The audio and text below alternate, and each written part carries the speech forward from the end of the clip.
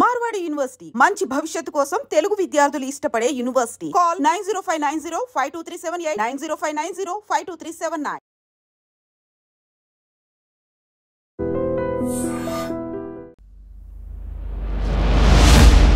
విశ్వ నియమాల్లో ఒక్కటైన secret manifestation గట్టిగా సంకల్పించుకుంటే నువ్వు అనుకున్నది జరుగుతుంది అని నమ్మే ఒక చిన్న సూత్రం మాత్రమే తెలుసు. అంతా తెలుసు అనుకునే మనం శాస్త్రవేత్తలు కానీ ఆధ్యాత్మికవేత్తలకు కానీ ప్రతి వాళ్లకు కనిపించని ఇంకొక సీక్రెట్ ఉండింది. అవే విశ్వ నియమాలు. ఏదైతే జపిస్తారో అదే బీజాక్షరంగా, అదే మీకు లైఫ్గా మిగులుతుంది. మన సబ్ కాన్షియస్ మైండ్ అనేది ఇక్కడ ఒక ఎనర్జీ పాయింట్ ఉంది. ఈ ఎపిసోడ్ చూస్తేనే సెకండ్ ఎపిసోడ్కి పబ్లిక్ అర్థమవుతుంది. ఆదిత్యాయ చ సోమాయ మంగళాయ బుధాయ చ గురు శుక్ర శనిభ్యస్త రాఘవే కేతువే నమః అంటే మన బాడీలో ఉండే ప్రతి పార్ట్ని అనలైజ్ చేసుకున్నాం అంతే. ఇప్పుడు నీ కర్మ బాగలేదు, పాపకర్మ ఉంది అని అంటున్నాం కదా. ఇప్పుడు దీనికి ఎనర్జీ, దీనికి లోడ్ ఎక్కువైతే నువ్వు డిలీట్ చెయ్యి అంటున్నావు కదా. అలాగే మనలో కూడా కొంత ఓన్లీ నెగిటివ్ థింగ్స్ కే అవుతుందా? లేదు, మంచి చెడు రెండు ఉంటాయి అన్నమాట. ఆ నెగిటివ్ థాట్ ఎలా ఉందో ఆ నెగిటివ్ విశ్వంలో వచ్చినప్పుడు సేమ్ అది జరుగుతుంది. అలా పాజిటివ్ థాట్ సపోజ్ ఒక 100 వచ్చాయి, నెగిటివ్ థాట్ ఒకటే వచ్చింది, ఆ ఒకటే ఎందుకు జరుగుతుంది? సబ్ కాన్షియస్ మైండ్లో నీకు ఫీలింగ్ ఉందంటే జరిగిపోతుంది. ఫీలింగ్తో ఇచ్చావు నువ్వు దాన్ని. తెలుసుకున్నారు. ఇప్పుడు 60 ఏళ్లలో హ్యాపీగా ఉన్నాను, సంతోషంగా wonderful. That is the spirit.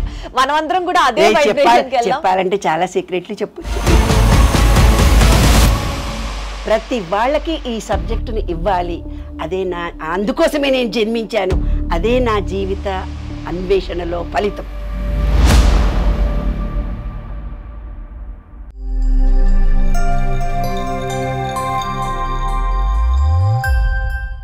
అసలు ఎప్పుడైనా వాటి గురించి ఆలోచించారా? అవి ఉన్నాయని గుర్తించారా? దేని గురించి? అవే విశ్వ నియమాలు. మనం ఒక విషయం అనుకుంటాం, ఒక పని జరుగుతుంది, దాని తర్వాత ఫాలోయింగ్గా ఆ సిరీస్ ఆఫ్ యాక్టివిటీస్ జరుగుతాయి. ఇవంతా మనం అనుకున్నట్టే జరిగిపోతాయా? ఇవంతా వాటంతట అవే జరిగిపోతాయా? కాదు. విశ్వంలో కొన్ని నియమాలు మనకి తెలియకుండా వాటి మీద పని చేస్తూ ఉంటాయి కాబట్టి అలా జరుగుతాయి. విజయం కానీ, విక్టరీ, గెలుపు కానీ, లేకపోతే ఏదన్నా ఒక సక్సెస్ఫుల్ యాక్టివిటీ కానీ, ఇవన్నీ అలా అలైన్ అయ్యి జరగాలంటే మన జీవితంలో కొన్ని అంతర్ముఖమైన నియమాల వల్లే అది సాధ్యమవుతుంది.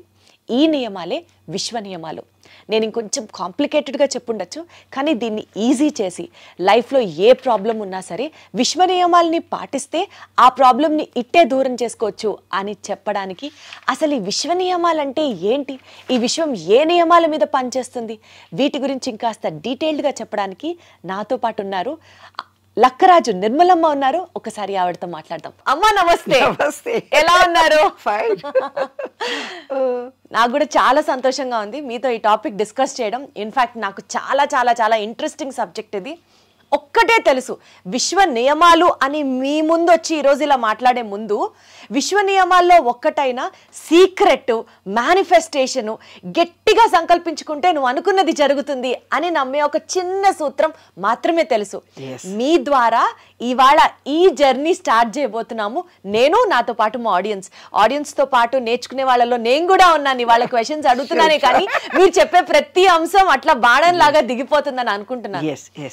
అమ్మ, అసలు టు స్టార్ట్ విత్ ముందుగా అసలు చెప్పండి, అసలు విశ్వ నియమాలు అంటే ఏంటి, వీటి గురించి మాట్లాడాలి అన్న తపన తాపత్రయం, ఆ రిసెర్చ్ చేయడం, ఇవన్నీ మీకు ఎలా స్టార్ట్ అయ్యాయి? అక్కడి నుంచే వద్దాం. ఓకే, విశ్వ నియమాలు 12 చెప్పడం చాలా ఈజీ నాన్న. మామూలుగా ఇప్పుడే చెప్పేయచ్చు, దాంతో పెద్ద ఇబ్బంది ఏమీ లేదు. కానీ అసలు విశ్వ నియమాలు అనేవి ఎందుకు, అసలు విశ్వ నియమాల్లో ఏముంది అనేది కూడా మనకు రావాలి కదా. దానికి నా అనుభవాలను జోడించి నేను చెబుతూ వెళ్తున్నాను నాన్న. ప్రతి వాళ్లకు లాగానే నాకు కూడాను చాలా అనుభవాలు జరిగాయి. ఆ అనుభవాల్లో నాకు నేనంటే ఏమిటి, ఇది కాదు జీవితం, నేనెందుకు పుట్టాను అని ప్రతి వాళ్ళకి ఒక ఏజ్ తర్వాత, కొంచెం మెచ్యూరిటీ తర్వాత ఒక అనుభవం వస్తుంది. వచ్చినప్పుడు మాత్రమే అసలు నేనంటే ఏమిటి, నేను ఎందుకో స్పెషల్గా పుట్టాను అన్న ఆలోచన కలుగుతుంది. కలిగినప్పుడు ఆధ్యాత్మిక వైపు మనుషులు మళ్ళుతారు. అది నాకు చాలా చిన్న వయసులో జరిగింది. ఎందుకు జరిగింది అని అంటే మా అమ్మమ్మ చక్కగా పద్యాలు పాడుతూ ఉండేది. పద్యాలు పాటలు పాడుతూ ఉంటే ముసలిదాన ఎందుకే ఊరికే పాటలు పాడతావు, డిస్టర్బ్ చేస్తావు అనేవాళ్ళు. ఆమె వేమన పద్యాలు, సుమతి శతకం పద్యాలు పాడేది. పాడుతుంటే మాకంతా పుస్తక అభిమానులం మేము. అంటే పూర్వకాలం ఇల్లు కదా, మేమంతా కదా. ఒక రూమ్ నిండా పుస్తకాలు ఉండే. మా నాన్నగారికి పుస్తకాలంటే చాలా ఇష్టం. నా 10th క్లాస్లోనే అస్ట్రాలజీ నేర్చుకున్నాను, పొమరాలజీ నేర్చుకున్నాను, న్యూమరాలజీ కూడా నేర్చుకున్నాను. అప్పటికీ నేను కవిత్వం రాశాను. సాహిత్య అకాడమీ వాళ్ళు నా పుస్తకాలు ప్రింట్ చేశారు. సరస్వతి కటాక్షం. అది యాదృష్టికి మా అమ్మ అనేది. శిష్టా లక్ష్మీనారాయణ అని మా గురువు గారు, పాలెంలో లెక్చరర్, బోస్ అండ్ బ్రదర్స్, ఇప్పుడు ఆక్స్ఫర్డ్ డిక్షనరీ రాశారు ఆయన. ఒక రోజు నేను 8th క్లాస్లో స్పీచ్ ఇస్తుంటే నాకు ఈ అమ్మాయిని ఇవ్వండి, నేను మోల్డ్ చేసుకుంటాను, షీ హ్యావ్ సంథింగ్ స్పెషల్ అని అన్నాడు. మా అమ్మ చెప్పుడు తీసుకొని కొట్టేళ్ళగొట్టింది. అసలే దాని మాట మాట్లాడుతుంటే నా బొంద నాకు ఒక్క ముట్టకు అర్థం కాదు, వాళ్ళ నాన్నకు మాత్రమే అర్థమవుతుంది, ఇదేదో సన్యాసుల్లో పోతుంది, లాభం లేదు అని తిట్టి పంపించేసింది. అలాగా రూరల్ నాన్న మాది. చిరజీయర్ స్వామి లాంటి వాళ్ళు మన ఆశ్రమ మహబూబ్ నగర్కి వచ్చి భగవద్గీతలు చెప్పేవాళ్ళు. అప్పుడు మేమంతా వెళ్ళి వినేవాళ్ళం. ఆ వింటూ కూర్చున్నప్పుడు సమశ్రీనాలని చేస్తారు, వాతలు పెడతారు, తెలుసు కదా. అయితే శ్రీ వైష్ణవ సాంప్రదాయంలో వాళ్ళు వంటలు చేస్తే అందరికీ పనికొస్తుంది. రైట్. అలా పనికొచ్చే దాంట్లో ఆయన ఏదో వేదాంతము, జ్ఞానం అనేది ఒక దీపము, దీపాన్ని వెలిగించండి, జ్ఞానజ్యోతిని పొందండి అని చెప్తే ఒకటే అడిగిన ఆయన, దివ్య చుట్టూ వలయంగా చీకటి అలాగే ఉంది, దివ్య చుట్టూ వలయంగా చీకటి అలాగే ఉంది, దానిలో వెలుగు నింప ఎవరికి సాధ్యం అని. ఏంటే మీ అమ్మ ఇంత గొప్ప కవిత్వం చెప్పేస్తోంది, ఇది భగవత్ శక్తితో పుట్టింది, దీని జన్మకి సార్థకత ఉంది, ఇది చాలా గొప్పది కమలమ్మ అని అన్నాడు మా అమ్మకి. నన్ను దగ్గర చేర్చుకొని ఆశీర్వదించారు ఆయన. అది ఏదో మామూలుగా అనుకున్నానంతే. దివ్య చుట్టూ వలయంగా చీకటి ఎలాగే ఉందంటే, మా అప్పుడు క్యాండిల్స్ పెట్టుకొని చదువుకునేవాళ్ళం నాన్న. జ్ఞానజ్యోతి అనగా వెలిగిస్తే మరి చుట్టూ కూడా చీకటి ఉంది కదా, దాన్ని ఎవరు తొలగిస్తారు? ఇవాళ మనకి ఇంత విశ్వంలో భగవద్గీత, ఆధ్యాత్మికత, వేదాలు, శాస్త్రాలు ఇన్నీ ఉన్నాయి, అయినా తెలియనితనం మనకెంతో ఉంది. కోట్ల సబ్జెక్ట్ ఉంది. దాంట్లో ఏదైతే జ్ఞానం ఉందో ఆ జ్ఞానాన్ని భగవత్కృప వల్ల నాకు లభించింది అనుకుంటున్నాను. అంటే అంతా తెలుసు అనుకునే మనం శాస్త్రవేత్తలు కానీ ఆధ్యాత్మికవేత్తలకు కానీ ప్రతి వాళ్లకు కనిపించని ఇంకొక సీక్రెట్ ఉండింది. అవే విశ్వ నియమాలు. అవి నాకు భగవత్కృప వల్ల నాకు లభించాయి, నా అనుభవం ద్వారా లభించాయి. 14 ఏళ్ల కృషి నాన్న ఇది. ఈ సబ్జెక్ట్ అంత తొందరగా రాలేదు. నా అనుభవాలను జోడించి నేను ఇప్పుడు చెప్తున్నాను కాబట్టి ఇంత లక్షల మంది, వేల మంది, కోట్ల మంది ఇది కావాలి సబ్జెక్ట్ చెప్పండి చెప్పండి చెప్పండి అని ఆతురత పడుతున్నా. ఏంటమ్మా ఈ సబ్జెక్ట్ పరంగా ఇప్పుడు మాట్లాడితే విశ్వ నియమాలు అంటే ఇప్పుడు మనం నిజ జీవితంలో మనం అనుభవిస్తున్నవి ఏవైతే ఉన్నాయో అంతా రాంగ్ పద్ధతుల్లో చేస్తున్నాం. అసలైన సబ్జెక్టు మన దగ్గర లేదు. ఒక ఎగ్జాంపుల్ చెప్పండి, ఏం తప్పుగా చేస్తుంది చెప్తాను. ఏమైందంటే మన దగ్గర ఉండే వేదాల్లో ఉండే సబ్జెక్ట్ అంతా యుఎస్ వాళ్ళు తీసుకెళ్ళిపోయారు నాన్న. కొంత సబ్జెక్టుని తీసుకెళ్ళిపోయి వాళ్ళ శాస్త్రంలో ఉంది నాన్న ఇది, మన శాస్త్రంలో ఇవి లేవు. అసలైన సబ్జెక్ట్ ఇది కాబట్టి ఇవి లేకుండా మనం తప్పుదారిలో వెళ్తున్నాం. ఇప్పుడు ఒక చిన్న విషయం ఉంది. పిల్లలు ఉన్నారు, పిల్లలు పుట్టగానే ఏం చేస్తామో ఏమో, వీడు బాగుపడతాడో లేదో, కడుపుతో ఉండగానే ఫస్ట్ థాట్స్ కంటానో లేదో, అబార్షన్ అవుతుందో ఏమో, పిల్లలు పుడితే అంగవైకల్యం పిల్లలు పుడతారో ఏమో, పుట్టగానే నా పిల్లకు మాటలు వస్తాయో రావో, ఏవో చూస్తుంటాం పిచ్చి ఇవన్నీ నమ్మకాలు, విశ్వాసాలు. కొన్ని నమ్మకాలు, కొన్ని విశ్వాసాలు మనలో ఏర్పడి ఆ పిల్లలు పుట్ట కింద పడతావురా అంటావు, దయ్యం వచ్చిందిరా అంటావు, నిన్ను ఆ దవాఖానకు తీసుకుపోవాలరా. అరే నీ ఎంకమ్మ, ఒక్కటన్నా వాడి జీవితంలో పుట్టి పెరిగి 12 years లోపల వాటికి సబ్కాన్షియస్ మైండ్ పెరుగుతుందన్నమాట. 12 years లోపలనే అవే అనుభవాలు వాడి జీవితం అవుతాయి. నువ్వు కింద పడతావురా అంటివి, దవాఖానకు పోతావురా అంటివి, నువ్వు తెలివిలోనోడు అంటివి, వాడు పక్కోడుని నెక్కిరిస్తాడురా అంటివి, నువ్వు చెడ్డి నిప్పుకున్నావు. వాడికి ప్రతి నెగటివ్ ఇచ్చినాము. వాడి జీవితంలో ఎలా ఎదుగుతాడు నాన్న? రైట్. అంటే మన ఆలోచన మాటనే కాదు, ఆలోచన కూడా ఒక వైబ్రేషన్ ఉంది. ఒక బీజాక్షరము అంటే ఏంటి నాన్న బంగారు తల్లి? బీజాక్షరము అంటే జపించడము అంటే ఏమిటి? నాకు బీపీ ఉంది, షుగర్ ఉంది, కంట్రోల్ కాదు, నాకు నడుము నొప్పి ఉంది, వాకుట్లుంది, నా మగుడు నన్ను సతాయిస్తాడు, 24 గంటలు ఇవే జపం చేస్తున్నారు. కాబట్టి వాళ్ళకి అదే జీవితం. కొంతమంది మాకు డబ్బులు లేవు అని చెప్పిస్తున్నారు. కొంతమంది మాకు ఆరోగ్యం బాగలేదు. ఏదైతే జపిస్తారో అదే బీజాక్షరంగా, అదే మీకు లైఫ్గా మిగులుతుంది. ఈ చిన్న విషయమే మనం తెలుసుకోలేక అనామకంగా ఉన్నాము కాబట్టే నేను విశ్వ నియమాలను రాయడం జరిగింది, దీని మీద కృషి చేయడం జరిగింది. అయితే ఇంతమందిని ఎలా ఆకర్షిస్తుంది? నేను చిన్నప్పుడు నేను చెప్పాను ఇందాక, మా అమ్మమ్మ పద్యాలు చదివేది. ఈరోజు వందలు వేలు కోట్ల మంది పుస్తకాలు రాస్తున్నారు కదా ఇన్ని వందల సంవత్సరాలలో, కానీ వేమన పద్యాలకు సుమతి శతకాలకే వాల్యూ ఉంది కదా. ఇప్పుడు కూడా అంటారు పిల్లలకి ఇప్పటికీ నేర్పిస్తారు. ఏమంటారు? చాలా ఉన్నాయి. ఉప్పు కప్పు ఒక్క పోలిక ఉండు చూడ రుచుల జాడ వేరే, ఏదో విషయం వచ్చినా పద్యం చదివేస్తారు. ఆ పురుషులందు పుణ్య, తర్వాత కొడుకులు ఎంత పుడితే ఏం లాభం, వాడు ప్రయోజకుడైతే, అన్ని ప్రతిదీ పద్యాలు పాడుతుంటాం. దానివల్ల నాకు అర్థమైంది ఏంటంటే, ఎందుకు ఆ రోజు నాకు ఒక బీజం పడింది బంగారు తల్లి. తర్వాత నేను రీసెర్చ్ చేస్తూ ఉండగా నాకు అర్థమైంది ఏంటి తల్లి అంటే, అద్భుతమైనటువంటి భావన. మనము పూజ చేసేటప్పుడు ఒక శ్లోకాన్ని చదవమని ఇస్తాడు. ప్రతి దాంట్లో విష్ణు సహస్రనామాల్లో, లలితా పారాయణంలో ఏదైనా సరే ఒక శ్లోకం ఇస్తారు. మంత్రోపదేశం చేసిన మా గురుగారు కూడా నాకు ఒక శ్లోకం ఇచ్చి చదువు అని. నేను శ్లోకం నేను జపం చేస్తున్నా కదా, శ్లోకం ఎందుకు, నేను శ్లోకం చదివా అనుకునేదాన్ని. ఈ రీసెర్చ్ చేసుకున్నప్పుడు మన సబ్కాన్షియస్ మైండ్ అనేది ఇక్కడ ఒక ఎనర్జీ పాయింట్ ఉంది. ఈ ఎపిసోడ్ చూస్తేనే సెకండ్ ఎపిసోడ్కి పబ్లిక్ అర్థమవుతుంది, లేకపోతే అర్థం కాదు. నేను ఇక్కడ సబ్జెక్ట్ని ఇవ్వబోతున్నాను. విశ్వనియమాలు చెప్పడం చాలా ఈజీ, 2 నిమిషాల్లో చెప్పేస్తాను అయిపోతుంది కాదు. అది ఏంటి బేస్ అనేది కూడా మనకు తెలియాలి కదా. ఏదైతే మనకిక్కడ ఒక చిప్ ఉంది, ఈ చిప్పును ఇప్పుడు వాళ్ళ ఆత్మ, పూర్వకాలంలో పరమాత్మ అన్నారు. మనలో ఉండేది ఆత్మ, విశ్వంలో ఉండేది పరమాత్మ అని అన్నారు. అంటే ఆ రోజు కాలంలో సంస్కృతమే ఉంది, సంస్కృత టెర్మినాలజీ. మూలాధారము, స్వాధిష్టానము, మణిపూరకము, అనాహతము, విశుద్ధి చక్రాలు, భూతాలు అన్నారు, పంచభూతాలు అన్నారు. భూతాలు అంటే ఏంది? 5 ఎలిమెంట్స్. మనలో ఉండేవి 5 ఎలిమెంట్స్, అవి 2 అని అర్థం. ఇక్కడ ఉండేది ఒక చిప్పు, దీన్ని ఆత్మ అని పేరు పెట్టి. ఇప్పుడు మీరు సెల్ ఫోన్ చూపించి నాకేం చెప్తావు, ఇందులో ఆంటీ వైఫై అంటావు, వాట్సాప్ అంటావు, ఇంకేదో నెట్ అంటావు, ఇంకో ఇన్స్టాగ్రామ్లకు వెళ్ళండి అంటావు, ఇది యూట్యూబ్ అంటావు. నాకు తెలియదు కదా, మాకు కొన్ని సబ్జెక్ట్ అర్థము, మాకేమొస్తుందో అదే చూస్తున్నాం, కానీ మిగతా అది నాకు తెలియదు కదా. అలాగే వాళ్ళు చెప్పినటువంటి భాష ఈనాటి జనరేషన్కి అర్థం కాదు. ఆత్మ పరమాత్మ అని భగవద్గీత శ్లోకాలు మనం చదివి వినిపిస్తే తెలుగే రాని వాళ్ళకి సంస్కృతం ఏమొస్తుంది నాన్న, ఈ టర్మినాలజీ అంతా ఆధ్యాత్మికత అనుకుంటున్నాం, కానీ ఇది మన నిత్య జీవితం అనేది తెలియటం లేదు కదా. ఇది నిత్యము మనకు ఉపయోగపడే సబ్జెక్ట్ అని తెలియాలి అంటే ఆత్మ అంటే ఏంది, పరమాత్మ అంటే ఏంది ఫస్ట్ తెలియాలి. ఆత్మ అనేది ఈ సెల్ ఫోన్లో ఉన్నటువంటి చిప్. ఈ చిప్పును నువ్వేం చేస్తున్నావు? నేను సెల్ ఫోన్ మార్చుకుంటే మీరేం చెప్తున్నారు? 30% పాతవి దాంట్లో మెమొరీలో ఉంటాయని చెప్తున్నావు.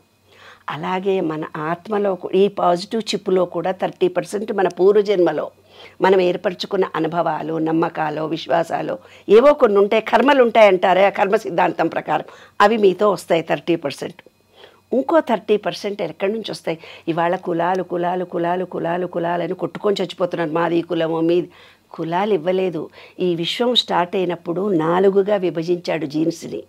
ఒకటి హార్డ్ వర్క్ చేయడానికి, ఒకటి వ్యవసాయము వ్యాపారము చేసే జీన్స్ని ఇచ్చాడు, ఇంకోటి ఏమిచ్చాడంటే తనను తాను రక్షించుకునే జీన్స్ని ఇచ్చాడు, ఇంకోటి జ్ఞానము అనే జీన్స్ ఇచ్చాడు. 4 జీన్స్ను మాత్రమే మనకిచ్చాడు. దాన్ని ఆ రోజుల్లో ఏవో పేర్లు పెట్టారే, నా నోటితోటి నేను అనలేనే బంగారు తల్లి, ఆ కులాల పేర్లు కూడా చెప్పాను, ఎందుకంటే అవి జీన్స్. కాబట్టి ఏంటి, నీవు కార్పెంటర్ వంశంలో పుట్టావా, ఐఏఎస్ ఫ్యామిలీలో పుట్టావా, టీచర్స్ ఫ్యామిలీలో పుట్టావా, లేదు వ్యవసాయదారుడి కుటుంబంలో పుట్టావా, కంసాలి వంశంలో పుట్టావా, ఇంజనీరింగ్ చేసే వాళ్ళలో రాజకీయం దాంట్లో పుట్టావా, అలాంటి జీన్స్ నీకు 30% వస్తాయి. ఒక 30% చిప్పులో ఏమొచ్చాయి? ఈ చిప్పులో ఇందులో పాత కర్మఫలంగా, ఆ వ్యక్తి కర్మఫలంగా వచ్చినటువంటి ఎనర్జీ, సంచిత కర్మ 30% వచ్చింది నాన్న. తర్వాత ఇంకో 30% జీన్స్ అంటే దేవుడు తయారు చేసిన 4 జీన్స్. మీ వంశంలో పెద్దవాళ్ళు కార్పెంటరు, వ్యవసాయం చేశారు, వ్యాపారం చేశారు, యుఎస్లో ఉండి ఫ్యామిలీలో పుట్టావో, నీవు ఏమన్నా నీవు రాజకీయ రంగంలో పుట్టావో, ఏదో ఒక జీన్స్, వాళ్ళ ఆలోచనలు, వాళ్ళ పద్ధతులు, వాళ్ళ ఫ్యామిలీ జీన్స్ నీకు వస్తాయి 30%. ఇంకో 30% ఎక్కడి నుంచి వస్తాయి?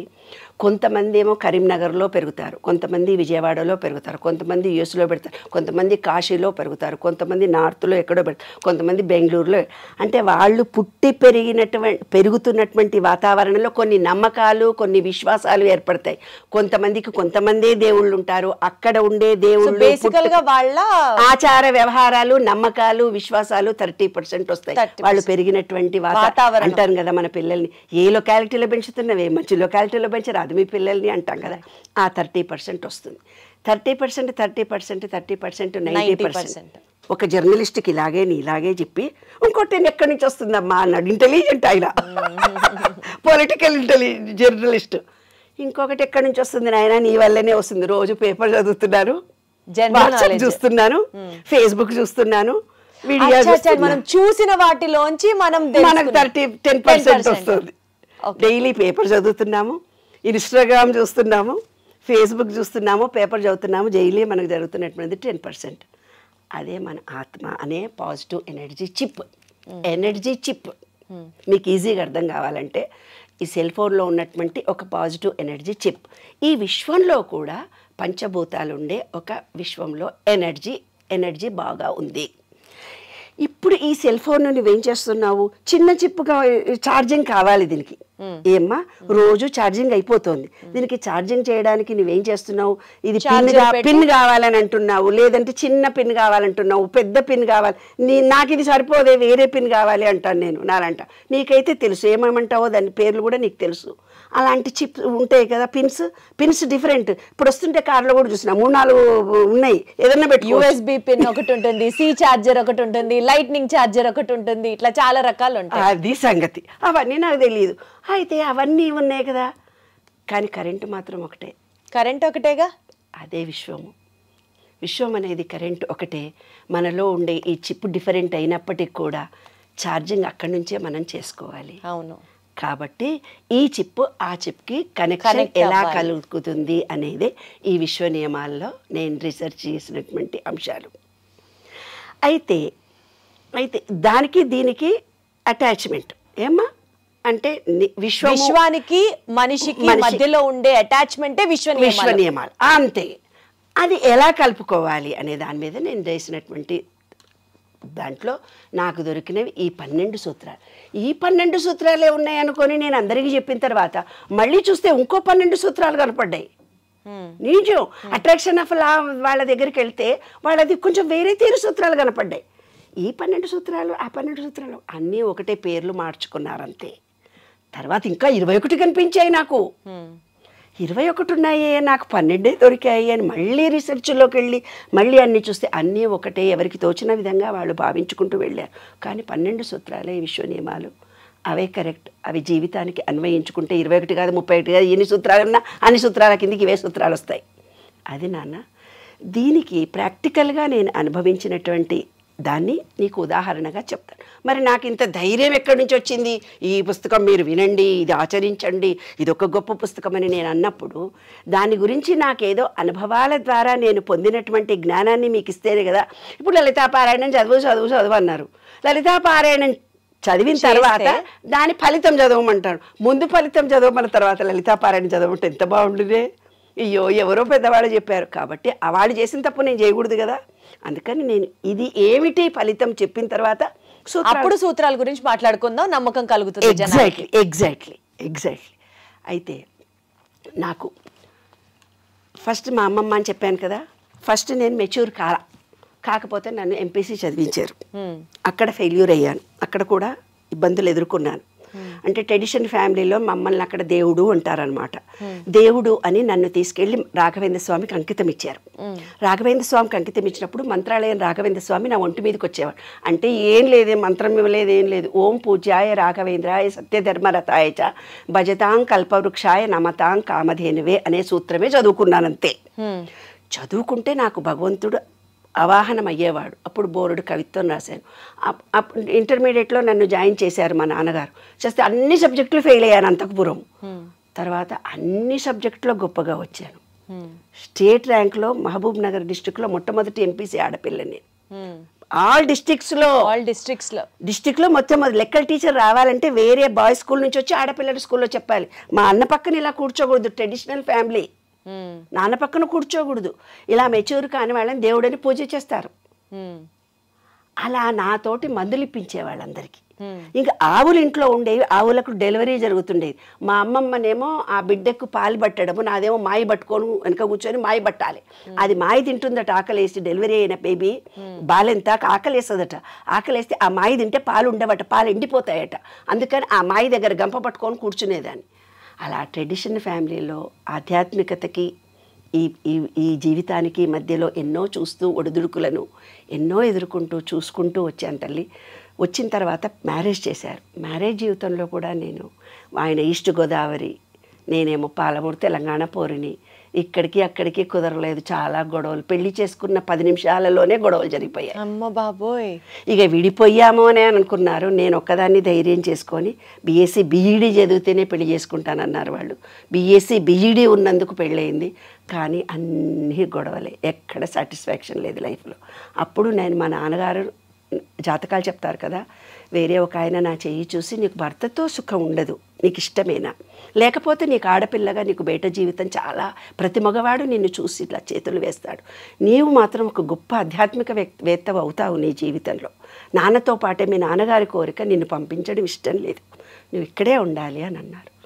లేదు నాన్న, లేదు అంకుల్, నా చెయ్యి చూసి చెప్పాడనమాట. ఒక అమ్మాయి మొగుడు విడిచిపెట్టాడు, ఒక అమ్మాయికి మొగుడు చచ్చిపోయాడు, మరి ఉన్న నీ జీవితం గురించి మీ నాన్న బాధపడితో నీకు చెప్పలేకపోతున్నాడు, మీ అమ్మకేమో అంత లోకజ్ఞానం అవగాహన లేదు, నీ ఇష్టం, నీవు డిసిషన్ చెప్పు అన్నాడు. ఆయనతోటే ఉంటాను, ఎందుకంటే నాకు 2 చెల్లెళ్ళు 2 తమ్ముళ్ళు, భవిష్యత్ అంతా ఉంది. మా అన్నకు అప్పటికే నాకు పెళ్ళి వద్దు అంటే మా అన్నయ్యకు ముందు పెళ్ళి అయింది, తర్వాత నాకు పెళ్లి చేశారు. డిగ్రీ అయిన తర్వాత, నేను మెచ్యూర్ అయిన తర్వాత నాకు పెళ్లి చేశారు. నాకు బీఈడీలో పెళ్లి చేశారు, బీఈడీ అయినాక పెళ్లి చేశారనమాట. అయితే వీళ్ళు గవర్నమెంట్ జాబ్ వస్తే గవర్నమెంట్ జాబ్ మీ అమ్మ నాయనకు సంపాదిస్తామని వద్దన్నారు. వాళ్ళు ఇల్లు దుడువు అంటే ఇల్లంతా నీళ్ళు పోసి కడిగేసేదాన్ని. మా మాటకి వాళ్ళ మాటకి చాలా తేడాలు ఉండేవి. నేను నీళ్ళు పోసి కడిగితే అందరికీ హీ నవ్వుకునేవాళ్ళు. ఇల్లు తుడువు అంటే మాకు తెలంగాణలో నీళ్ళు పోసి కడగడం, వాళ్ళకేమో తడిబట్టేసి తుడవడం. అట్లా కొంచెం ఎడ్డిదాన్ని. సమాజం వ్యవహారం అంత తెలియదు కదా, అమాయకంగా ఇక్కడికి వచ్చిన తర్వాత గవర్నమెంట్ జాబ్, ఎయిడెడ్ స్కూల్లో జాబ్, అట్లా లైఫ్లో ఇతనే కావాలనుకున్నాను. మా వారితోటే ఉన్నాను. ఆయన నేను రోజు కొట్లాడతాము, కానీ చాలా అన్యోన్య దాపతులము. నేను ఏదన్నా కూడా కాదనరు. అయితే ఆయన మాటకి నా మాటకి ఇప్పుడు కూడా తేడాలు ఉంటాయి, గొడవలు పడుతూనే ఉంటాం క్షణక్షణం. కానీ ఇక్కడిని వదిలిపెట్టే వాళ్ళు నేను ఆత్మీయతే బాబు ఇద్దరి మధ్యలో. సరే, మా నాన్నకు మాట ఇచ్చాను. అలాగే డెలివరీలు నేనే చేసుకున్నాను. తర్వాత జీవితంలో, వైవాహిక జీవితంలో సుఖమేమీ లేదు. పిల్లలు పుట్టినాక దాంట్లో కూడా ఒక డిజేబుల్డ్ పాప పుట్టింది. డిజేబుల్డ్ పాప పుట్టగానే నేను గోల్డ్ మెడల్, ఐఐటి రామయ్య కంటే గొప్పగా మ్యాథమెటిక్స్ చెప్తాను. మ్యాథమెటిక్స్లో అప్పటికి నేను టీచర్గా ఉన్నప్పుడే ఇంటర్మీడియట్ డిగ్రీలోనే టెలిస్కోల్కి రచనలు చేశాను. 7 గంటలకు దూరదర్శన్లో నాటికలు వచ్చేవి. బుద్ధం శరణం గుర్తి 7 గంటలకు మీరు టీవీలు చూసావో లేదు నువ్వు, 7 గంటలకు ఒక స్పెషల్ నాటికలు వచ్చేవి, బుద్ధం గుర్తింపు నాటికలు రాశారు. అప్పటికే డాక్టర్ సి నారాయణ రెడ్డి గారు లక్కరాజు నిర్మల యంగ్ గర్ల్ అని పిలిచేవాడు, నన్ను యంగ్ గర్ల్ అని పిలిచేవాడు.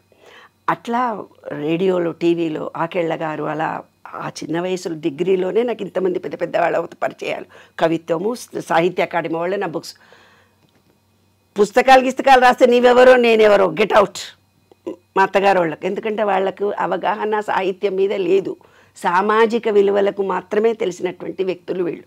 సరే టీకాయ్ పుస్తకం మర్చిపోయా, అసలు కవిత్వం రాస్తానని కూడా మర్చిపోయా. 5 ఏళ్లకో 10 ఏళ్లకో ఒక టెలిస్కూల్ రచనల్లో పోతుంటే చిల్లర భవానీ కనపడి, అరే నీవు లక్కరాజు, నేను నీ పుస్తకం నాదే, ఓహో నేను కవిత్వం రాస్తానా అనుకున్నాను అన్నప్పుడు. సో ఫ్యామిలీ కోసం మొత్తం మీకున్న ఇంట్రెస్ట్ అంతా వదిలేసుకున్నాను. తర్వాత డిజేబుల్డ్ పాప పుట్టింది, ఉద్యోగం చేస్తున్నాను. ఉద్యోగానికి వెళ్తే నేను 10th క్లాస్ మ్యాథమెటిక్స్ టీచర్ని. ఈమె చాలా యాక్టివ్, ఇంటెలిజెంట్ అని కుళ్ళు ఒకటి ఉంది నా మీద. తర్వాత నేను డుమ్మా కొడుతున్నాను, థైరాయిడ్ వచ్చింది. అప్పటి కాలంలో థైరాయిడ్ అని నాకు మెడిసిన్స్ ఇవ్వలేదే. ఇప్పుడు కూడా మహబూబ్ నగర్లో థైరాయిడ్ వల్ల మెచ్యూర్ కారు 1% కేసులు నేను ఇప్పుడు కూడా సాల్వ్ చేస్తున్నా. మెచ్యూర్ కారు సన్నగా బక్కగా ఉంటారు, థైరాయిడ్ గోలు వేస్తే బాగైపోతారు. అలాగా నాకు డెలివరీలో తెలుసుకున్నారు. సెకండ్ డెలివరీలో డిజేబుల్డ్ పాప ఎందుకు పుట్టిందంటే థైరాయిడ్ ఉన్నందువల్ల అని అప్పుడు తెలుసుకొని, అప్పటి నుంచి నాకు థైరాయిడ్ మందులు ఇచ్చారు. అప్పుడు నేను గవర్నమెంట్ జాబ్ కూడా రిజైన్ చేయాల్సి వచ్చింది. మెంటల్లీ రిటార్డెడ్ స్కూల్ రన్ చేశాను. సూర్య భగవంతం వైస్ ఛాన్సలర్ కూతురు మా మహిళా మండలిలో ఉండే ఆమెతో. మా పాప కొంచెమే స్లో లెర్నర్ మాత్రమే, డిజేబుల్డ్ కాదు. అయినా నేను మెంటల్లీ రిటార్డెడ్ అంటే ఏంటి సబ్జెక్ట్ అంతా నేర్చుకొని డిజేబుల్డ్ స్కూల్ రన్ చేశాను. ఎప్పుడైతే నేను జాబ్ రిజైన్ చేశానో అంతకుపూర్వం మా నాన్న వాళ్ళు ఫోన్లో మాట్లాడేవాళ్ళు, తర్వాత ఎవరో నాకు సంబంధం లేదు. పుట్టింటి నుంచి టోటల్ డిటాచ్. ఎందుకు? డెలివరీలు కూడా నేనే చేసుకున్నాను. ఆయనకు జాబ్ లేదు, నాకు జాబ్ లేదు, మేము భారం అవుతాం కదా వాళ్ళకి. వెలివేయబడ్డ మనుషులు. అయ్యో అయ్యో. ఇటు అత్తగారి వాళ్ళు ఎవరు లేరు, ఆయనకు అమ్మ నాన్న లేరు, వాళ్ళ అన్నయ్య వదిన వాళ్ళిద్దరు వాళ్ళ ఫ్యామిలీ వాళ్ళు సెటిల్ చేసుకున్నారు. ఈయన ముందు నుంచి కూడా సపరేటే ఉన్నారు పాపం. వాళ్ళ అన్నయ్య వదిన వాళ్ళు ఏమి ఇన్వాల్వ్ కాలే. ఈయనతోటి భాష వ్యావహారిక జ్ఞానంతో మాకు ఇబ్బందులు, కానీ పెద్దవాళ్ళందరితోటి మాకేమీ ఇబ్బందులు ఏమి లేవు.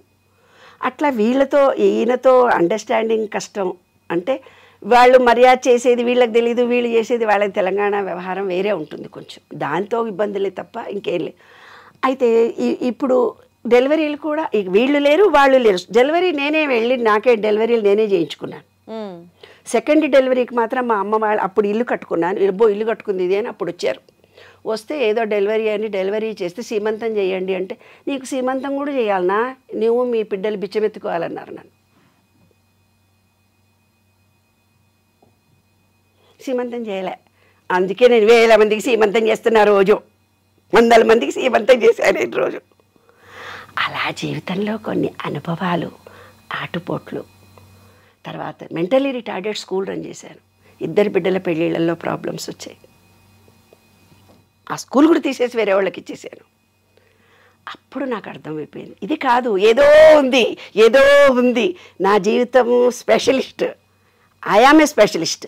భర్త పిల్లలు సంసారం అంటూ కాదు, ఏదో నేను సాధించాలి. తర్వాత మా పిల్లలే వచ్చి పెళ్ళిళ్ళైనాక చెప్పారు, ఆ అమ్మాయి చనిపోయింది ప్రఫుల్ల అని. అప్పుడు నాలో ఉండే కోపము గ్రిజ్ అంతా. అమ్మాయి ప్రఫుల్ల అని ట్విన్స్లో ఒక అమ్మాయి, స్లో లెర్నర్ పాప, డిజేబుల్డ్ పాప. అందుకే 2 మ్యారేజ్ల్లో ప్రాబ్లం జరిగింది. ఈమెకు మెంటల్ పిల్లలు ఉన్నారని. అంటే పెద్ద గొప్పగా ఆస్తులు ఉండాలి మా ఫ్యామిలీలో, చదువులు ఉండాలి. మా ఆయన నేను గొప్ప పొజిషన్లో, పుట్టింటోళ్ళే నన్ను పట్టించుకోలేదంటే బయట ప్రపంచం ఎవరు పట్టించుకుంటారే బంగారు. మా చెల్లెళ్ళ పెళ్ళిళ్ళు నేను చేశాను. తమ్ముడు అడ్వకేట్ చదివేదాకా నేను చూశాను. తమ్ముళ్ళ చెల్లెలి పెళ్ళికి సంబంధాలు చూసిందే నేను. వాళ్ళ గొడవలు జరిగితే కూడా నేను హెల్ప్ చేశా. వాళ్ళు మిమ్మల్ని వద్దనుకున్నారు కానీ మీరేనాడు వాళ్ళని వద్దనుకోలేదు. మా నాన్న అంటే నాకు పంచ ప్రాణాలు. ఇవాళ నేను లక్కరాజు నిర్మల అంటే మా నాన్నగారి పేరే లక్కరాజు రాఘవరావు. అస్ట్రాలజీ నాకు జీవితం అంటే నేర్పింది మా నాన్నగారు. మా నాన్నగారి దగ్గర ఆయన కూడా ఎందుకు పట్టించుకోలేదు? మా నాన్న కోట్ల రూపాయల ఆస్తులుండి మా తాతగారు చనిపోయి కొంగర కళ అని మా నాన్నది. మా నాన్న పూటకూళ్ళలా ఒక్కొక్కళ్ళ ఇంట్లో భోజనం చేసి చదువుకున్నారు, భోజనం లేక. ఈ ఊళ్ళో 10 కోట్లకు 1 ఎకరం. ఆ ఆస్తులు ఆ రోజుల్లో ఎక్కడివి నాన్న పూర్వకము. మా నాన్న పూటకూళ్ళలా ఒక్కొక్కళ్ళ ఇంట్లో ఉండి చదువుకుంటే మా అమ్మని ఇచ్చి పెళ్లి చేసి ఇల్లరికం వచ్చారు మా నాన్నగారు 100 ఎకరాలు రాసిస్తే. మా పెదనాన్నలు నన్ను అడిగారు, ఏంటే పెద్ద పోజులు నీవు, మీ తాత ఎట్లా చచ్చిపోయాడో తెలుసా అంటే, పెదనాన్న ఎట్లా చచ్చిపోయాడు అని అడిగితే, ఆకలితో అన్నం లేక చచ్చిపోయాడే. ఒక కొడుకును దత్తత ఇచ్చాడు, ఒక కొడుకుడు మెంటల్ అయిపోయాడు, ఒక కొడుకు ఆకలితో చచ్చిపోయాడు, ఒక కొడుకును దత్తత ఇచ్చాడు, మీ నాన్న ఇల్లరికం ఇచ్చాడని చెప్పారు మా నాన్నగారు చనిపోయేటప్పుడు కూడా ఆ పాత ఇంట్లో మహబూబ్ నగర్ ఇంట్లో నీళ్లు గాడుతుంటే మంచం కింద 2 రాళ్ళు పెట్టుకున్నాడు, కానీ 1 కోటి రూపాయలు తన చేతులున్నా ఒక కొత్త మంచం కొనుక్కోలేదు. ఇప్పుడు చెప్పు, ఆడపిల్ల ఫోన్ చేస్తే ఎందుకు ఎత్తలేదు మా నాన్న? ఫోన్ చేస్తే 1 రూపాయి ఖర్చు అయితే అని ఫోన్ చేసేవాడు కాదు. ఇదంతా సబ్కాన్షియస్ మైండ్లో వాళ్ళు ఏర్పరచుకున్నటువంటి భావనలు, వాళ్ళు పెరిగినటువంటి భావనలు. అది వాళ్ళ తప్పు కాదు. ఇవాళ మా ఆయనతో కూడా అదే గొడవ. పని మనిషికి ఏదైనా డబ్బులు ఇవ్వాల్సి వస్తే ఒక 2 రూపాయలు ఎక్కువ, ఆ 2 రూపాయలు తెచ్చిస్తే కానీ నేను చిల్లరియా అంటాడు. ఎందుకు? వాళ్ళ ఆ కాలంలో వాళ్ళు పడిన అనుభవాలు ఇవాళ చూస్తున్నది. ఇవాళ నా దగ్గర 100 రూపాయలు ఉన్నాయి, నేను హ్యాపీగా ఖర్చు పెట్టుకోవచ్చు. ఆ ఫీలింగ్ ఉంది, ఖర్చు పెట్టుకోవచ్చు. We have. నిన్న నా ఫ్రెండ్ వచ్చింది ఒక ఆవిడకి 82 ఇయర్స్, 5 కోట్ల ఆస్తులు ఉన్నాయి ఆమెకి. 5 కోట్ల ఆస్తులు ఉన్నాయి. పని మనిషి మంచిది లేదే నిర్మల, కొత్త పని మనిషిని పెట్టి 35,000 రూపాయలు ఇవ్వాలన్నది. 35,000 రూపాయలు, 1 కోటి రూపాయలు నువ్వు బ్యాంకులో పెట్టుకుంటే 80 lakhs వస్తున్నాయి, 80,000 వస్తున్నాయి నీకు. 1 కోటి రూపాయలు నీ బిడ్డలకే ఇవ్వు. దాన ధర్మాలు చేయకపోతే గెట్అవుట్ నా ఇంట్లో నుంచి అని తిట్టా. నేను 1,00,000 రూపాయలు ఇస్తున్నాను పని వాళ్ళకని. 1 కోటి రూపాయలు బ్యాంకులో వస్తే 80 లక్షలు వస్తున్నాయి కదా, 80,000 వస్తున్నాయి కదా, 40,000 పెట్టి 2 పని మనుషులు పెడితే వాళ్ళ జీవితం అంతా అయ్యో మేము ఇక్కడ. అదే నేను విశ్వ నియమాల రహస్యం తల్లి. మనకు ఏది ఉందో అది ఇవ్వాలి, ఏది పొందుతున్నామో అదే మన జీవితము. కాబట్టి ఈ విశ్వ నియమాల నిగూఢ రహస్యమే అది నాన్న.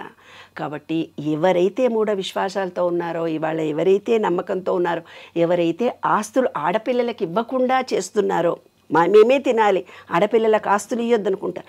నిన్నొక కేసు నాకు ఫోన్ వచ్చింది నాన్న. మా అమ్మాయి ఇంజనీరింగ్ ఫైనల్ ఇయర్లో ఉంది, 2వ కూతురు ఫస్ట్ ఇయర్లో ఉంది.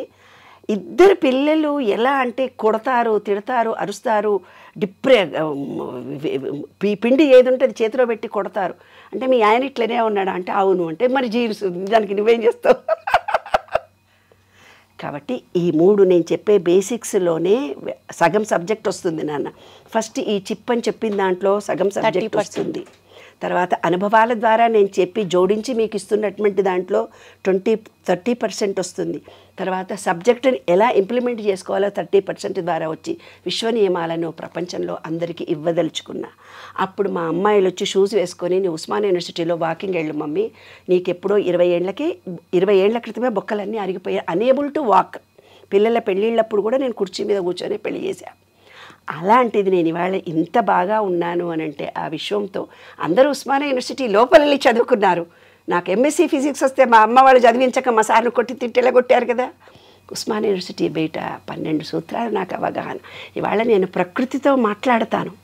అమ్మ, మీ లైఫ్ ఎక్స్పీరియన్సెస్ గురించి తెలుసుకున్నాము, మీరు లైఫ్లో ఫేస్ చేసిన అప్స్ అండ్ డౌన్స్ గురించి తెలుసుకున్నాము, ఆటపోట్లు చెప్తున్నారు, అన్నీ కనెక్ట్ అవుతున్నాం కదా. విశ్వ నియమాలు ఇది నాకు తెలిసి ఒక రోజులోనో, ఒక పూటలోనో, ఒక ఎపిసోడ్లోనో అయ్యే సబ్జెక్ట్ కాదు. ఇది చాలా చాలా చాలా పెద్ద సబ్జెక్ట్. సో ఈ ఎపిసోడ్లో ఇంట్రడక్షన్ మాట్లాడదాం. అసలు విశ్వ నియమాలు ఏంటి, ఎన్ని ఉన్నాయి, వాటి బేసిక్స్ చెప్పండి. నెక్స్ట్ ఎపిసోడ్లో ఒక్కొక్క సబ్జెక్ట్ గురించి డీప్గా వెళ్దాం.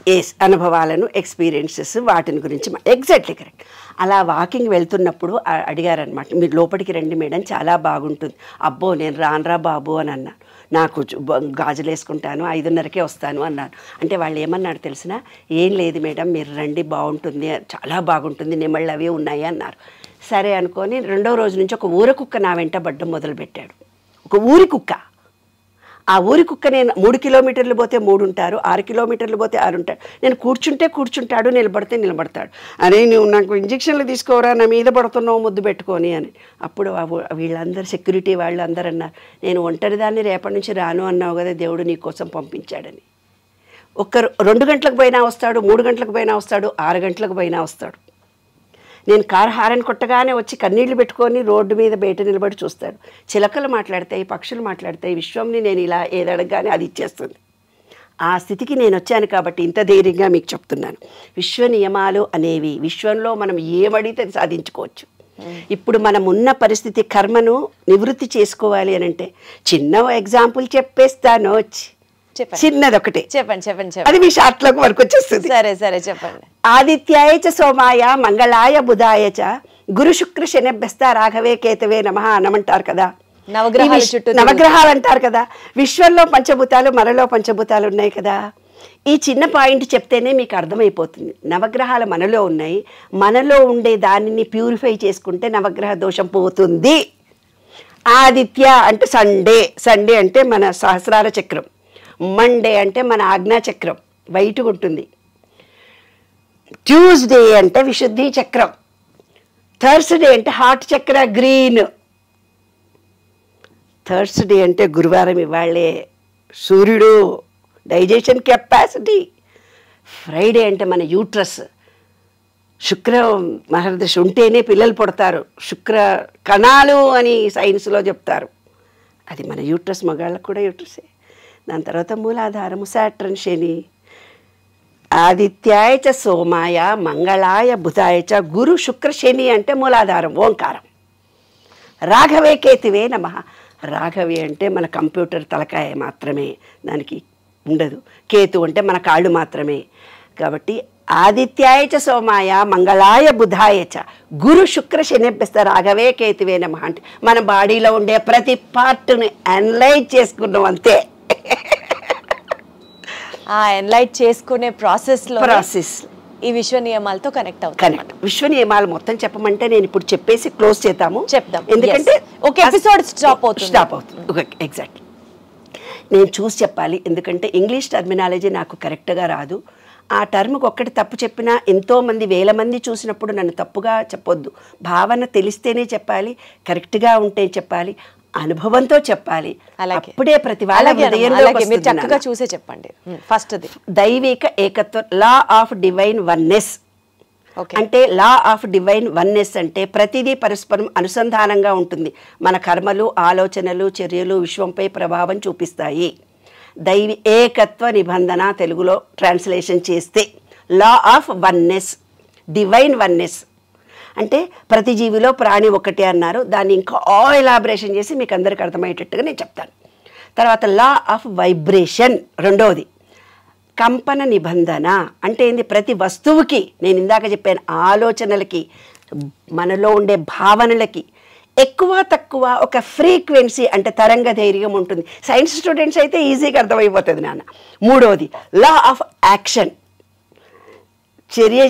చర్య చేస్తేనే ఫలితం ఉంటుంది, కర్మ వల్లనే ఫలితం ఉంటుంది అని మన పెద్దవాళ్ళు చెప్పారు. కానీ ఇంకా దానికి ఎలాబరేషన్ చేసి మనం చెప్పుకోవచ్చు. క్రియాశీలత, కర్మ అంటే మన కర్మలే ఫలితాన్ని చూపిస్తాయి అని లా ఆఫ్ యాక్షన్. తర్వాత సారూప్యత, ఆకర్షణ సిద్ధాంతము, లా ఆఫ్ కరెస్పాండెన్స్. లోపల ఏదైతే ఉందో అదే నేను ఇందాక చెప్పాను. నాకు వీళ్ళు ఎవరు హెల్ప్ చేయరు, మా పిల్లలు ఏమైపోతారు అనుకుంటే వాళ్ళు నిజంగా అదే అయిపోతారు. మా పిల్లలు ప్రయోజకులు, మంచోళ్ళు అనుకుంటే ప్రయోజకులు అవుతారు. నా భర్త మంచోడే, బాగా చూసుకుంటాడు అంటే అబ్బో నీ వీడేమిడిదో అని అనుకుంటే ఏమిడిదో ఉంటారు. Law of attraction. ఈ లా ఆఫ్ అట్రాక్షన్ 1000 మంది, లక్షల మంది వాళ్ళంతా చెప్తున్నారు. ఏదనుకుంటా జరగదు, ఈ 12 రూల్స్ పాటిస్తేనే అవుతుంది. అది మాత్రం సత్యం.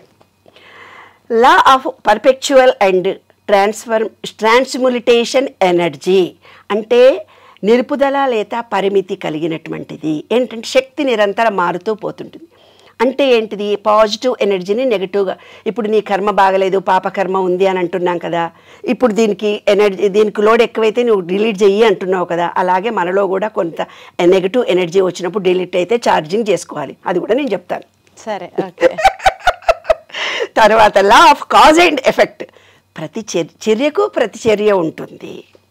అంటే చర్యకు ప్రతిచర్య ఎలా ఉంటుంది అంటే, ఇప్పుడు హస్బెండ్ ఒకళ్ళు, పుస్తకంలో రాశా నేను, హస్బెండ్ ఒకళ్ళు ఏం చేశాడో, నేను బిడ్డను చాలా ప్రేమగా పెంచానమ్మా, చాలా బాగా పెంచానమ్మా, నాలుడి మాత్రం బద్మాషి కూడా దొరికిండమ్మా, దాన్ని సతాయిస్తున్నాడమ్మా, కొడుతున్నాడమ్మా, తిడుతున్నాడమ్మా, ప్రేమ చేస్తున్నాడమ్మా అని అన్నాడు. అయ్యో అని నేను కౌన్సిలింగ్ చేసేటప్పుడు మిగతా వాళ్ళందరినీ పిలుస్తాను కదా, ఆ భార్యను, ఆ అల్లుడు, బిడ్డను అందరినీ పిలిస్తే ఆ భార్యను పక్కకు పిలిచి మొగుడు లేకుండా ఒక్కొక్కళ్ళతో మాట్లాడతా. ఆమె చెప్తే, అమ్మ పెళ్లి చేసుకున్నాడు, నన్ను సతాయించి పెట్టిండు, చంపి పెట్టిండు. నా బాధ నేను ఎవరికి చెప్పుకోలేక ఈ పిల్ల పుట్టినాక కొంచెం ఆర్థికంగా మాకేం ఇబ్బంది లేదు, ఇట్లా కూర్చుంటావు, మా చెల్లెలు అట్లా పని చేస్తుంది, ఇట్లా నిలబడ్డావు, ఆ మూత ఎట్లా పెట్టినావు, నవ్వుతూ ఉండవా, ఏ దానికన్నా వంక పెట్టి తిట్టేవాడంట. అప్పుడు ఆ అందరి జంటలను పిలిచి, చూడు నాయన, నీ పెండ్లాన్ని ఎంత కష్టపెట్టినావో, ఈ విశ్వంలో రూల్ ప్రకారము నీ బిడ్డ అంత బాధపడుతుంటే నువ్వు బాధపడాలి. అక్కడ ఎంత చర్య ఈజ్ ఈక్వల్ టు మైనస్ ప్రతిచర్య.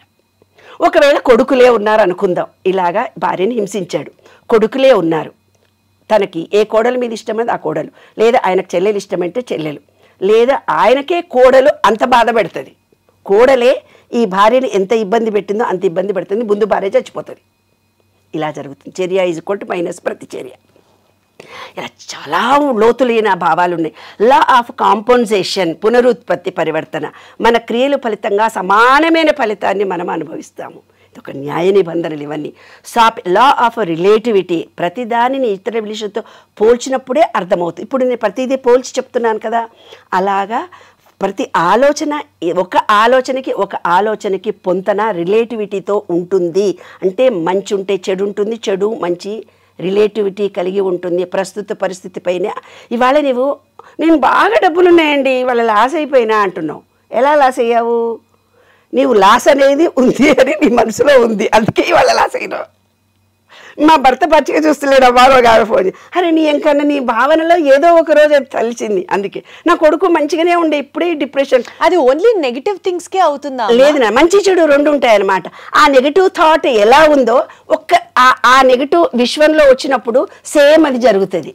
అలా పాజిటివ్ థాట్ సపోజ్ ఒక 100 వచ్చాయి, నెగిటివ్ థాట్ ఒకటే వచ్చింది, ఆ ఒకటే ఎందుకు జరుగుతుంది? ఒకటే ఎందుకు ఇప్పుడు ఎగ్జాక్ట్లీ వెరీ ఇంటెలిజెంట్ క్వశ్చన్. ఒకడు సూసైడ్ చేసుకున్నాడు అక్కడ. ఎప్పుడో ఒక వ్యక్తి నేను సూసైడ్ చేసుకోవాలనే భావనతో ఉన్నాడు. ఆ ఎనర్జీ లెవెల్ అక్కడ ఉంది కాబట్టి ఇతను కూడా మళ్ళీ సూసైడ్ చేసుకుంటాడు. ఎక్కడుంటుంది ఎనర్జీ లెవెల్? విశ్వం మొత్తం ఎనర్జీతో కూడుకుంది. ఇప్పుడు ఈ విశ్వం మొత్తం ఇప్పుడు మన చుట్టూ కూడా ఎనర్జీ ఉంది. ఎలా కనెక్ట్ అవుతాం? ఆ ఒక్క పాయింటే ఎలా కనెక్ట్ అవుతుంది? ఎనర్జీ లెవెల్స్ పాజిటివ్ ఉంటే పాజిటివ్ వ్యక్తులే నీ జీవితంలో ఎంటర్ అవుతారు. ఆ పాజిటివ్ థాటే అక్కడికి పోతుంది. అమ్మో ఇంజనీరింగ్ పోరగాళ్ళు నన్ను ఇంత క్వశ్చన్ చేశారు. ఒక రేపు కేసు అక్కడ జరిగింది, ఇక్కడ ఒక రేపు కేసు జరుగుతుంది. ఒక బస్సు బాయిలో పడింది మేడం, రెండో బస్సు బాయిలో ఎందుకు పడుతుంది? ఒక కులం హత్య ఎక్కడో జరిగింది, ఇక్కడ మళ్ళీ కుక్కటిపల్లిలో జరిగింది, ఎందుకు అని అడిగాడు వాడు. ఒక బస్సులో డ్రైవర్ ఏమనుకుంటాడు, బస్సు ఒక బాయిలో పడిపోయింది. వీడనుకుంటాడు నేను కూడా తాగేబోతుంటా, నేను కూడా చెరువు మీద నుంచే పోతుంటా, నేను కూడా ఎప్పుడో పడతానో ఏమో అని భయపడుతూ పడతా అనుకుంటాడు. ఆ రోజు టీవీ అంతా చూస్తాడు. చూసేసరికి ఈ సబ్ కాన్షియస్ మైండ్కు ఫీలింగ్ మాత్రమే తెలుసు. ఇందాక నేను చెప్పిన మా అమ్మమ్మ చెప్తూ ఉంటే ఫీలింగ్తో ఉన్నాను నేను, ఆ ఫీలింగ్ ఏదైతే ఉందో అదే శాశ్వతంగా నిలుస్తుంది. అదే నేను ఈ విశ్వ నియమాలు కనుక్కున్నప్పుడు అందుకే ఇంతమందిని నేను అట్రాక్షన్ చేస్తున్నాను. ఈ సబ్ కాన్షియస్ మైండ్కు ఫీలింగ్తో ఇవ్వగానే అట్రాక్ట్ అవుతుంది. వాడు అదంతా చదివి ఆ ఫీలింగ్తో ఉండి సబ్ కాన్షియస్ మైండ్లో నేను పడతాను డైరెక్ట్గా చెరువులోకి వెళ్ళిపోతాడు మళ్తనాడు వాడు. రెండో రోజు వార్త ఏమైంది విన్నావు నువ్వు? ఆ వైబ్రేషన్ ఇక్కడ ఉంది కాబట్టి అతని థాట్ లెవెల్ కూడా అదే ఉంది కాబట్టి ఆ థాట్ లెవెల్ సబ్ కాన్షియస్కు ఫీలింగే తెలుసు. నువ్వు మంచి చేస్తున్నావా, చెడు చేస్తున్నావా, తప్పు చేస్తున్నావా ఆలోచించేది తెలియదు. ఇంకొక ఉదాహరణ చెప్తా, నువ్వు పడిపోతావు. ఇప్పుడు ఒక భర్త ఉన్నాడు, ఒక భార్య చాలా గొప్ప పొజిషన్లో ఉంది, దీన్ని కాళ్ళు ఎరగొట్టాలి, ఎప్పుడన్నా కొంచెం మూలబడి ఉంటే కానీ నా మాట వినదు, దీనికి అహంకారం ఎక్కువ. మగవాళ్ళకు మేలీగో ఉంటుంది, భార్యను ఎప్పుడు అప్రిషియేట్ చేయడు కదా నాన్న. ఒకరోజు తీసుకుపోతూ యాక్సిడెంట్ చేస్తాడు. యాక్సిడెంట్ చేసి 2 కాళ్ళు ఇరిగిపోతాయి ఆమెకి. అతనికి తెలియదు అది జరుగుతుంది. సబ్ కాన్షియస్ మైండ్లో నీకు ఫీలింగ్ ఉందంటే జరిగిపోతుంది. ఫీలింగ్తో ఇచ్చావు నువ్వు దాన్ని, జరుగుతుంది నాన్న. అతనికి కూడా తెలియదు. భార్య మళ్ళీ కాళ్ళు ఇరిగిపోతే అతను బాధపడతాడు, ఆమె బాధపడుతుంది. కానీ అతనిలో రివెంజ్ ఇలా తీర్చుకుంటాడు. ఈగో, మేలు ఈగో. పిల్లల్ని కొట్టాలనుకున్నా, చంపాలనుకున్నా, ఇవన్నీ కూడా ఈ సబ్ కాన్షియస్ మైండ్ ఫీలింగ్సే. లా ఆఫ్ రిలేటివిటీ చెప్పాను కదా, ఇదే రిలేటివిటీ. లా ఆఫ్ పొలారిటీ, ధ్వని తరంగం ఉంటుంది. కాబట్టి మన వాళ్ళందరూ ఏం చేశారు, ధ్వని ఉంటుందంటే మాట్లాడే మాటల్లో మంచి చెప్పగానే ఒక రకమైన ఫీలింగ్ కలుగుతుంది. అయ్యో ఎవరో చనిపోయాడు అనగానే ఇంకో రకమైన ఫీలింగ్ కలుగుతుంది. మళ్ళీ మనలో ఉండే వాయిద్యాలు ఎన్నో రకాలైన, భరతనాట్యం, కూచిపూడి, ఎన్నెన్నో వాయిద్యాలు రకరకాలు, అవన్నీ దీనిలోకి వస్తాయి అన్నమాట. లా ఆఫ్ రిథిమ్ అంటే జీవితంలో విషయంలో ప్రతిదీ నిర్దిష్టలో సంతోషము, బాధ, విజయాలు, ఉపజయ అన్నీ ఒక లిరిక్గా జరుగుతూ ఉంటాయి. అంటే ఏంటిది, ఒక రాత్రి వచ్చిందంటే పగలు కంపల్సరీ వస్తుంది, కష్టం వచ్చిందంటే సుఖం కంపల్సరీ ఉంటుంది.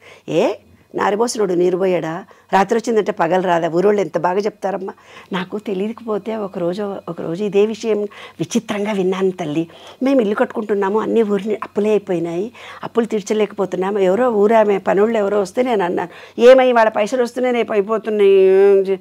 అమ్మా బాయిలా తోడుకుంటుంటేనే నీళ్ళు వస్తాయమ్మా, అంటే మనం ఖర్చు పెడుతుంటేనే మళ్ళీ పుడతాయి. ఎంత గొప్ప ఆలోచన కదా, దాంట్లో ఎంత భావన ఉంది నాన్న.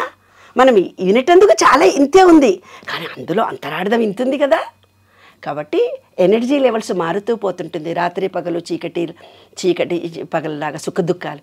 ఇదే బుద్ధుడికి కలిగిన జ్ఞానోదయం. తర్వాత చెప్తాను, ఇందులో చాలా రహస్యాలు ఉన్నాయి. లా ఆఫ్ జెండర్ అంటే ఏంటి? మేలు, ఫీమేల్. ఈ విశ్వం ప్రకృతిలో స్త్రీ పురుషుడు ఉన్నాడు, దానిని శివపార్వతులు అర్ధనారీశ్వరుడు అన్నాడు. మన శరీరంలో కూడా ఇది పురుషుడు, ఇది స్త్రీ, ఇది శివుడు, ఇది పార్వతి. ఏమ్మా, ఇది తల్లి, ఇది తండ్రి, ఇది తల్లి. అందుకే ఏం చేస్తారు, ఎప్పుడైనా మనం వదిలి తీసుకోవాలి. సుషుప్తి నాడులో ప్రజెంట్లో ఉండాలి. కొంతమంది ఏం రా మగోళ్ళలాగా ఆడపిల్లలాగా ఎడుతున్నావు నువ్వు అంటే స్త్రీ తత్వం అతనిలో ఎక్కువ ఉంటుంది.